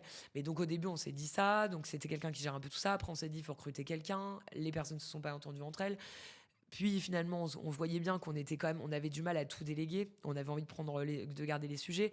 Donc c'est ça qui a été un peu le tâtonnement. C'est est-ce qu'on a besoin, c'est de réfléchir à nos besoins. Donc de quoi on a besoin concrètement. On a eu des différents secrétaires généraux. On s'est dit bon bah peut-être que c'est la personne, différents profils de secrétaires généraux. Après on a eu un secrétaire général avec un RH, au début sans RH. Enfin, en fait voilà, on savait pas trop ce dont on avait besoin. On avait du mal à l'identifier au départ. Et finalement, à un moment donné, j'ai une de mes amies qui a un cabinet de conseil en RH. C'est elle qui me dit, bah, nous, on fonctionne comme ça, avec des commissions, en fait, d'associés. Et une fois par mois, on fait un débrief de toutes les commissions. Et chacun présente ses sujets à la collectivité des associés. Je me dis, ah, mais c'est génial, en fait, cette idée-là. Et j'en parle à mes associés, en fait, une réunion. Je leur dis, voilà, qu'est-ce que vous diriez qu'on fonctionne comme ça? J'ai une copine qui a un cabinet de conseil qui fait à peu près notre taille. On était déjà plus de 100 à ce moment-là, je pense, à peu près, un peu plus de 100.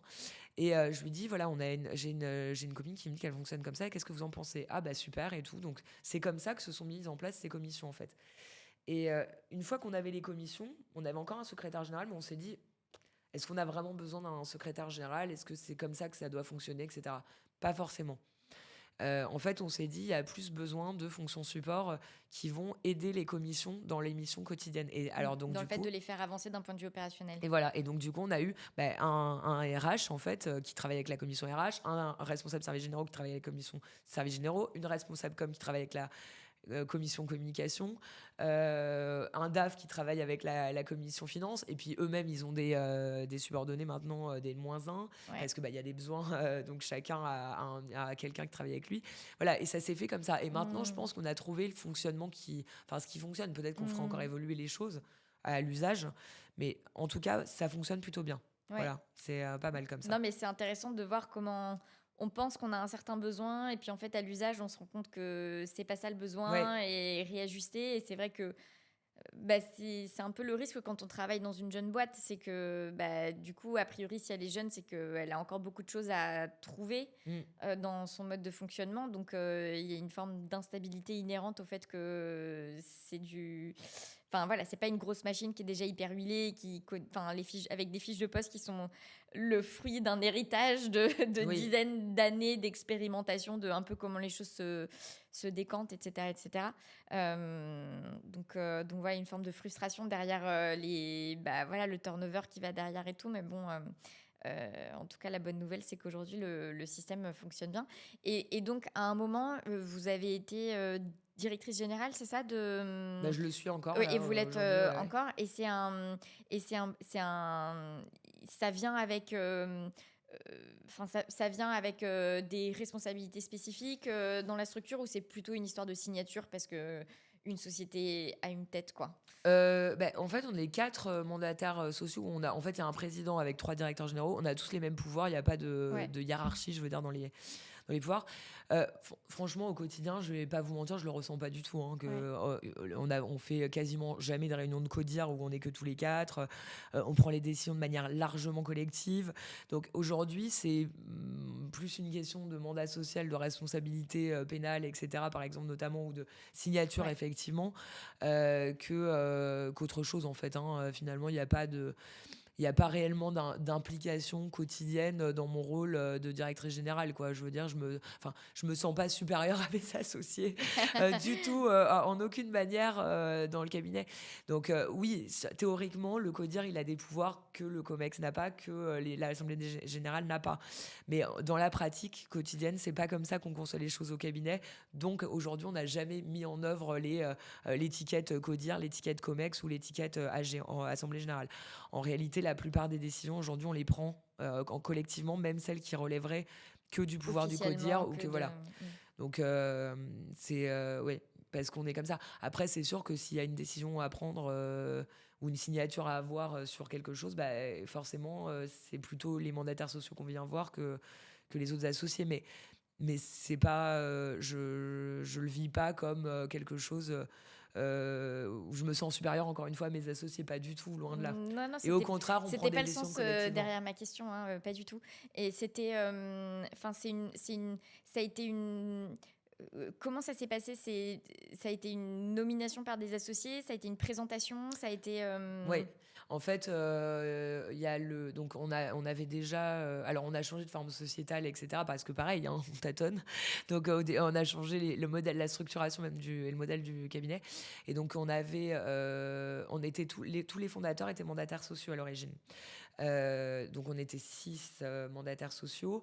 Quand on a changé de forme sociétale, on a gardé donc le même président qui était Benjamin Dessin. Et en fait, on a présenté une équipe de directeurs généraux, donc moi, Quentin Frisonnier et Uriel Sancy. Et en fait, c'est Benjamin qui était président, qui a dit bon bah voilà, moi la team avec qui j'aime bien bosser c'est eux, est-ce que ça vous va si et on a voté en réunion d'associés et les associés ont voté pour nous, mais oui, ça s'est fait un peu naturellement en fait. Ouais, j'y pense parce que, ben, vous l'avez dit en tout début d'entretien, vous avez, enfin, votre association chez Fromont Briens, elle a beaucoup été sous la propulsion de Grégory.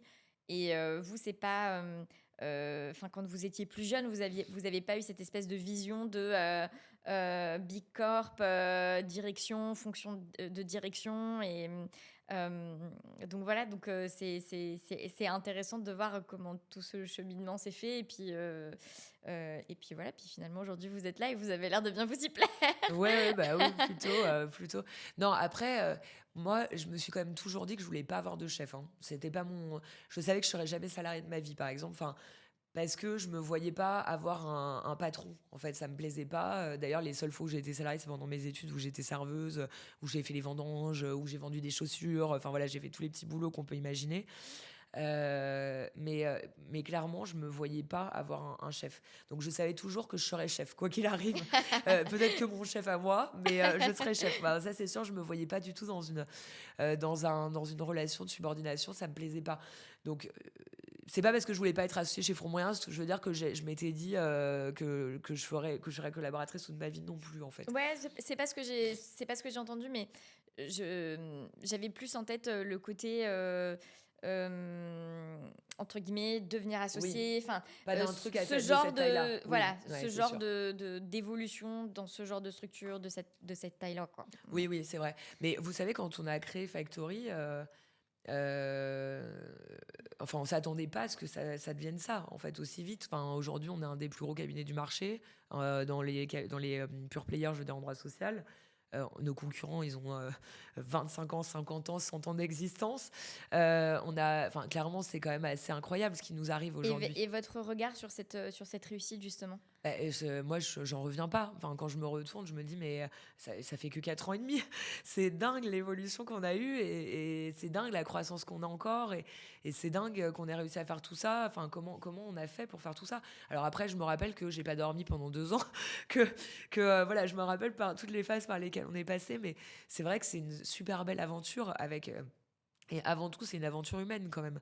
Parce que c'est ça, c'est que j'ai la chance d'avoir des associés qui sont super, enfin les fondateurs qui sont super, mais même les générations d'après. J'ai Victor notamment, Quentin, enfin Myriam, enfin tous, je veux dire, tous les autres associés que j'ai eu après, ils sont tous incroyables, ils ont une énergie, un dynamisme, une envie qui font que ça donne envie en fait, ça donne envie de continuer et ça marche en fait et ça marche, voilà, ça marche. Je vous dis, on est passé quand même de 30 à plus de 130, un chiffre d'affaires qui a plus de doublé, largement plus, hein, qui a triplé en 4 ans. Enfin, c'est énorme quand on parle des niveaux de chiffre d'affaires desquels on parle. Des locaux qui ont doublé de surface. Enfin, tout a pris une ampleur incroyable où on est déjà en train de se dire, bah tiens, comment on va faire, parce que ça se trouve, on va encore continuer. Et puis là, est-ce qu'on va réussir à rester dans ces locaux encore longtemps, parce que finalement, on a presque plus de place déjà. Vous n'imaginez pas le nombre d'avocats qui me disent en fait, on vient d'arriver dans les locaux et je crois qu'on a vu trop petit. Bah non, mais c'est ça. Enfin, c'est fou. En fait, on est arrivé. Alors, c'est marrant l'histoire de nos locaux aussi, parce qu'on est arrivé dans un immeuble vide où il y avait 9 étages dans l'immeuble. On est les premiers locataires. On se dit, bon, bah nickel, comme ça, on va avoir le temps de croître sans problème. On va prendre tout un plateau. On voulait à tout près être tous au même étage pour créer vraiment une vie de Ouais. cabinet, parce on aime bien partager des moments, etc., de convivialité. Et donc, on se retrouve sur ce plateau, on se dit super, on va être les premiers. Bah, en fait, 6 mois plus tard, il y a un groupe qui est venu qui a pris tout le reste de l'immeuble. Résultat, on n'a plus de place. Donc là, bon, on en a encore un peu, peut-être, on trouve encore de la place, mais on va voir ce qui va se passer. On ne sait pas encore pour les prochaines années. On va voir. On espère pouvoir rester. On verra s'il y a des espaces qui se libèrent, mais autrement, bah, on trouvera d'autres solutions. Quel est votre principe déontologique préféré? C'est difficile, ça. Le principe du contradictoire, je pense, je sais pas, c'est pas vraiment un principe déontologique, parce que si, ça en fait partie, c'est un principe éthique, on va dire. Euh, Parce que c'est le plus important, à mon sens. Et après, si je vais vraiment parler des devoirs de l'avocat, etc., c'est la confraternité. Parce que pour moi, c'est important, ce côté confraternel, relation avec les confrères, etc. En premier lieu, les confrères, les confrères avec lesquels on travaille au quotidien, c'est-à-dire nos collaborateurs, nos associés. Et puis après, les confrères à l'externe. Il y en a certains avec qui on peut vraiment parler de confraternité. Enfin, moi, j'ai des associés de cabinets concurrents que j'adore, avec qui je vais déjeuner, etc., avec qui on s'entend très bien. J'ai plein de gens que je respecte beaucoup, que j'admire beaucoup sur le marché. Et après, c'est rappeler à mes confrères le devoir de confraternité aussi, qui est important, parce que malheureusement, c'est pas toujours respecté. Ça, c'est toujours embêtant. Enfin, c'est vraiment ce qui me heurte le plus, quand c'est pas respecté. Je vous ai pas demandé, alors que c'est vrai qu'on on en a parlé ensuite, vraiment promis, je vous laisse tranquille. Vous avez évoqué à quel point en fait vous avez beaucoup travaillé, quoi. Ouais. L'intensité du travail de vos premières années comme collaboratrice, parce que il a fallu vous mettre au niveau dans une matière qui n'était pas la vôtre initialement. L'intensité du travail ensuite, évidemment, quand vous êtes devenu associé et que il a fallu que vous construisiez votre portefeuille de clients et votre chiffre d'affaires. Les débuts de Factory Avocat, où ça a été extrêmement intense avec tout à construire, et donc des très très grosses journées. Déjà, première question, est-ce que vous avez l'impression que ça se calme un petit peu aujourd'hui? Oui, un petit peu. Ouais. Mais en fait, il y a d'autres projets qui émergent aujourd'hui, mais c'est vrai que j'arrive à prendre un peu plus de recul, heureusement, hein, parce que les débuts, quand je parle de mes débuts, les horaires, je pense qu'en moyenne, je devais travailler de 8h30 à 23h30 en moyenne. C'était intense, vraiment intense. Aujourd'hui, je sais pas comment je faisais pour travailler autant, parce que quand je dis ça, parfois c'était jusqu'à 2h du matin, et puis le lendemain, il fallait quand même être là à 8h30, ou il fallait aller prendre un train à 5h30, enfin se lever à 5h30 pour aller prendre un train à 6h pour être en audience à 8h30 ou 9h. Enfin, franchement, j'ai pas beaucoup dormi pendant les premières années de mes collaborations. Enfin, faut dire ce qui est. Aujourd'hui, je trouve que le rythme est plus le même, par exemple. Plus du tout. Enfin, j'ai aucun collaborateur du cabinet qui travaille à ce point-là. Et tant mieux. Je veux dire, quand j'entends dans un associé dire oui, mais nous, à notre époque, ouais, non, mais tant mieux, quoi. Nous, on n'est plus à notre époque. Moi, je souhaite ça à personne. C'est pas parce que on est passé par des moments difficiles qu'il faut reproduire ces moments difficiles. Oui, certes, on travaille beaucoup dans les premières années de collaboration, parce qu'il faut apprendre son métier. C'est pas facile. Même quelqu'un. J'étais pas un cas exceptionnel. Peut-être que j'ai travaillé un peu plus parce que j'avais pas cette culture juridique. Mais finalement, personne ne sait rien faire en sortant de l'école d'avocat. Il faut en avoir conscience. C'est pas parce qu'on a fait du droit social à la fac qu'on est bon, hein. On n'est pas un bon avocat pour autant. On devient un bon avocat. On n'est pas un bon avocat en première année, et c'est normal. Faut le comprendre, ça. Faut quand même le concevoir. Donc, on peut pas attendre d'un jeune qui sort de l'école qui soit opérationnel. Ça n'existe pas. Enfin, j'en ai jamais rencontré. Même les plus brillants, ils sont pas opérationnels. Ils doivent tout apprendre, en fait, tout. Donc ça donne une petite longueur d'avance d'avoir fait du droit social, mais c'est vraiment faible, hein. Ce que j'ai rattrapé, ça a pris 6 mois, que j'avais pas de culture juridique. Tout le reste, et c'est pas ça qui a justifié que je bosse autant pendant les 3, 4, 5 ans. Voilà. Les autres, ils bossaient tout autant que moi, en fait. Faut en avoir conscience. C'était que j'étais pas un cas exceptionnel. Et En fait, oui, donc beaucoup bosser, et cetera. Pour répondre à votre question, en fait, c'est ce que je dis à mes collabs parfois et aux jeunes générations. Ce qui est bien dans notre métier, c'est que plus on avance, moins on travaille, mieux on gagne sa vie. C'est un peu l'inverse des... voilà, c'est que c'est vrai qu'au début, on travaille énormément, énormément, énormément.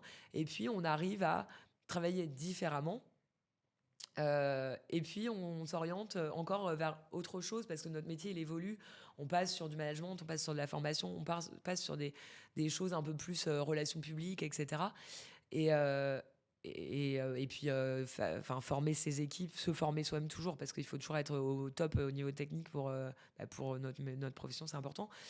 Et on travaille différemment, mais on arrive, je pense, à avoir un meilleur équilibre, effectivement, au fur et à mesure des années. Et en fait, effectivement, on a un meilleur équilibre, mais par contre, on gagne mieux sa vie. Parce qu'en fait, on est associé, que du coup, on a créé un cabinet, ou pas d'ailleurs, hein, mais en particulier dans un cabinet comme Factory.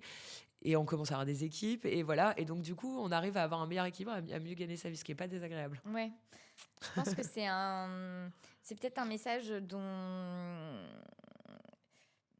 en fait, je pense qu'il y a une partie de ce côté, genre, on travaille beaucoup, qui est, où en fait, on occulte derrière cette notion peut-être d'investissement, enfin, la notion d'investissement, en fait. Mais là, je parle presque en termes financiers, c'est-à-dire ce que ce temps travaillé, cette implication en termes d'occupation, si elle est correctement investie, et enfin, faut pas en faire une règle, hein, c'est sûr que ça peut aussi se transformer en pas grand-chose si derrière on capitalise mal, mais que en fait, d'une certaine façon, voilà, ça se transforme derrière avec Il y a un un ROI, quoi. ratio. Oui, Voilà, le ROI n'est pas nécessairement proportionnel, quoi. Il y a quelque chose de... je n'ai pas la pensée assez claire pour l'exprimer bien clairement, mais c'est... voilà, vraiment, je pense à analyser presque comme sur les aspects financiers, quoi, où les 100 euros qu'on peut mettre, si une heure de travail c'est égal à 100 euros, en fait, 10 ans plus tard, c'est pas 100 euros ce que c'est devenu, non, sous réserve que ça a été investi au bon endroit et que derrière exactement. on ait réussi à, entre guillemets, scaler, comme on dit en anglais, c'est-à-dire Oui, pouvoir structurer une équipe sur laquelle on se repose, qui fait que derrière on peut exactement. se libérer, etc., etc. Mais il y a ce côté-là qui est peut-être qu'on met peut-être de côté un peu quand on regarde cette intensité du travail. Oui, Et c'est pas pour ça, et vous avez raison, l'idée c'est pas de justifier des pratiques abusives en termes non, non, pas du tout. d'intensité, etc., etc. Mais voilà, en tout cas, quand il y a cette réflexion autour de cette implication-là, à ce moment-là de sa carrière, c'est peut-être pas assez vu comme ça et trop juste sous le prisme de l'équilibre dysfonctionnel. Et voilà, peut-être un jour j'aurai la pensée plus claire sur ce Non, sujet mais je pour... comprends ce que Vous vous voyez ce voulez que je dire. veux dire? Oui, et en fait, moi, j'ai eu ça grâce à mes parents. Parce que c'est vrai que ma mère et mon père, hein, enfin, mon père adoptif, qui était chef d'entreprise. Donc, en fait, moi, je suis issue d'une famille où pas tout le monde a fait des grandes études, etc. Mais ma mère, elle était professeure. Elle voulait à tout prix que je fasse des bonnes études. Elle avait beaucoup investi sur mon éducation. Et mon beau-père, donc mon père adoptif, il était chef d'entreprise. Et mes parents, donc, ils m'ont toujours dit, travaille beaucoup maintenant parce que en fait après tu seras tranquille, parce que je disais oui, c'est quand même dur les études, etc., etc. Oui, oui, mais en fait plus tu fais des études, plus tu investis maintenant, etc., plus tu seras tranquille par la suite. Et je me rappelle, ils me disaient tout le temps ça, tous les deux. Et en fait, j'avais donc ça ancré en moi. Je savais que travailler, en fait, quand on travaille beaucoup à un instant T, on en tire les bénéfices plusieurs années plus tard peut-être, mais on en tire les bénéfices. Et c'est vrai que ça, vous avez raison. Et je pense que c'est ça que Oui. peut-être vous allez dire, vous avez bien compris ce que je veux dire ou pas. Ça, on peut en avoir conscience ou pas conscience. C'est-à-dire, moi, j'en avais conscience tout le temps de ça. J'ai été éduquée comme ça. C'était ancré en moi que on pouvait avoir ce ROI. En fait, si à un moment donné, on s'investissait beaucoup dans quelque chose, à un moment donné, ça allait donner quelque chose, une tranquillité, une liberté. En tout cas, mes parents ils me disaient ça. Ils me disaient, ça sera ta liberté, je me rappelle. Ouais. Travaille maintenant, travaille dur maintenant, parce que tu t'achètes ta liberté pour l'avenir. Que ça soit une liberté financière, une liberté intellectuelle. Ils me le disaient tout le temps. Et c'est vrai, en fait, c'est exactement ce qui s'est passé. Mm. Et c'est vrai que parfois, je sais pas si c'est... J'ai pas envie de mettre ça encore sur le coup de la génération, etc. Ça m'énerve parce qu'on a beaucoup de discours sur les générations même si c'est un petit peu vrai, parce que il y a quand même un phénomène sociologique. Hein, Ouais. je veux dire, c'est pas quelque chose qui sort de nulle part. Mais c'est vrai que j'ai l'impression que aujourd'hui, les plus jeunes générations, ils se projettent moins dans le futur. Dans Il le y a long moins. terme, ouais. Voilà. En fait, ils vont plus voir l'instant T, l'instant présent, ce qui peut être normal vu la société dans laquelle on vit, vu les épreuves qu'on a vécues, la crise, enfin même la crise sanitaire, etc. En fait, qu'on a envie de vivre l'instant présent, qu'on vit plus dans l'instantanéité, et puis même les réseaux sociaux, les mails, tout en fait est instantané. Donc en fait, ils sont plus dans l'instantanéité, et donc du coup peut-être qu'ils ont un peu plus de mal à se projeter en se disant oui, mais là, ce que je fais aujourd'hui, dans 6 ans, tu vas voir, je vais être tranquille, je vais me prendre des vacances, je vais super bien gagner ma vie, etc. Parce que 6 ans, pour eux, c'est un temps super long. Ouais, Alors que 6 ans, pour moi, c'était pas un temps si long que ça, en fait. ouais, Je me disais pas, oh là là, 6 ans, c'est incroyablement long. Pour moi, 6 ans, c'était pas si long que ça. ouais. Non, mais je vous rejoins complètement sur peut-être la différence entre la conscience de cette notion d'investissement, de ROI, de ce que je fais maintenant, ça paiera plus tard. Mm. Moi, je pense qu'à cette époque-là, quand j'étais avocate, je travaillais beaucoup, et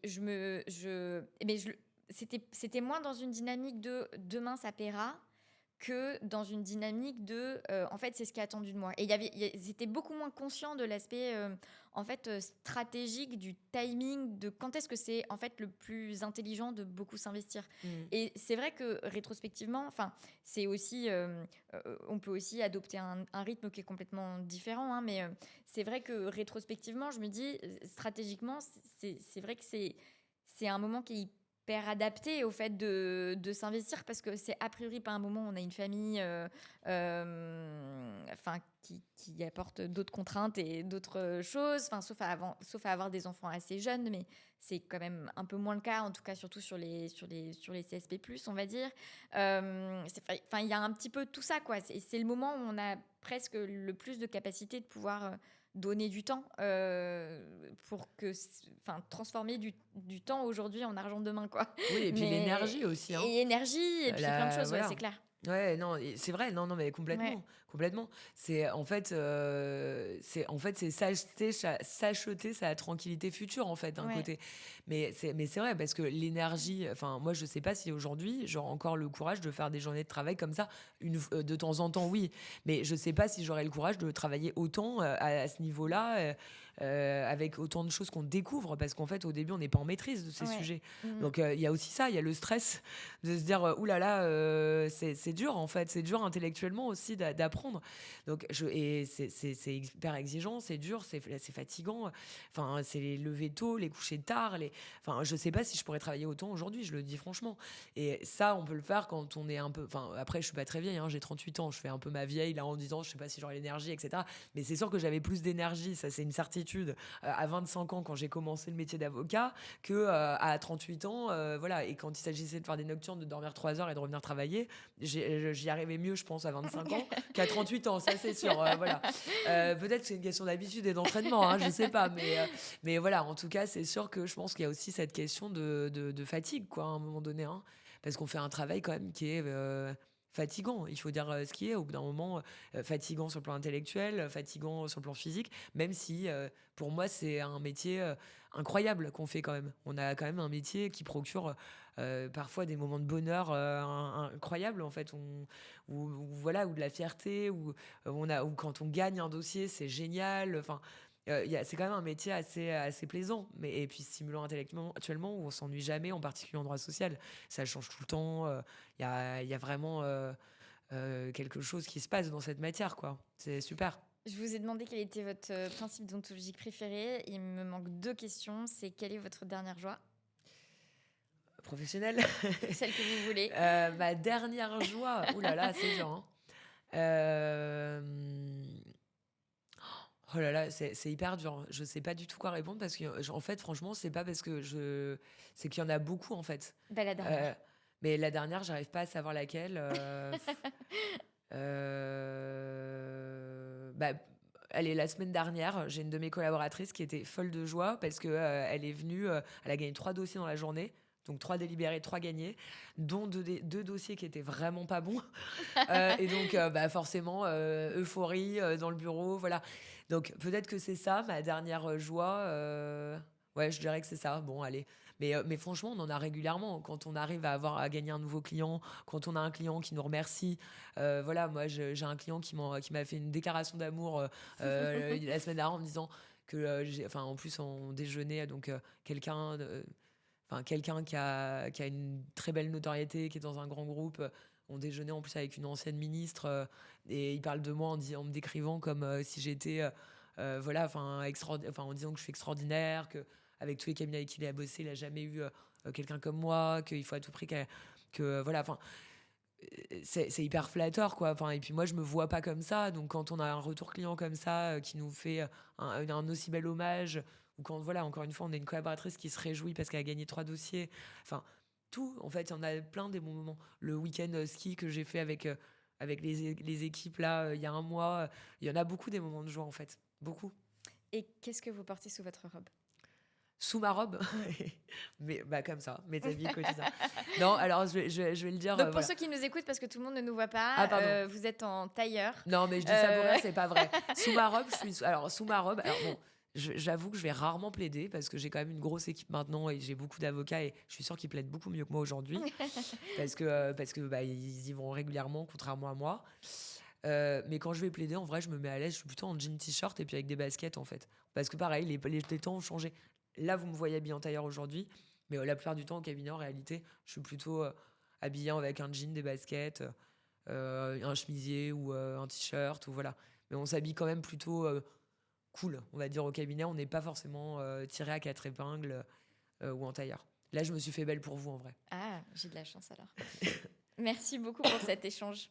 Avec plaisir.